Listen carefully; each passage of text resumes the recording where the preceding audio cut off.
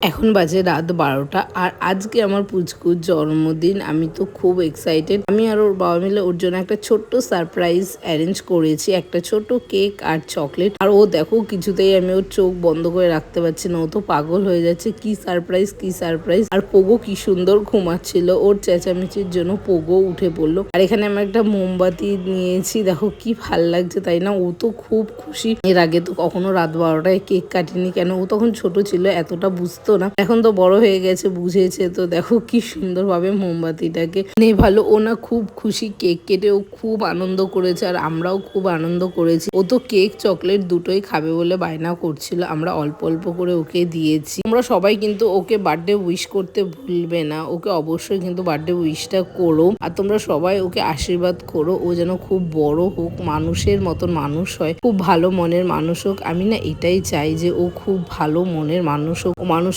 দুঃখ কষ্টটা বুঝুক। আমি সবসময় এটাই ঠাকুরের কাছে চাই। তোমরা ওকে সবাই আশীর্বাদ করো, জীবনটা যেন খুব ভালোভাবে কাটাতে পারে।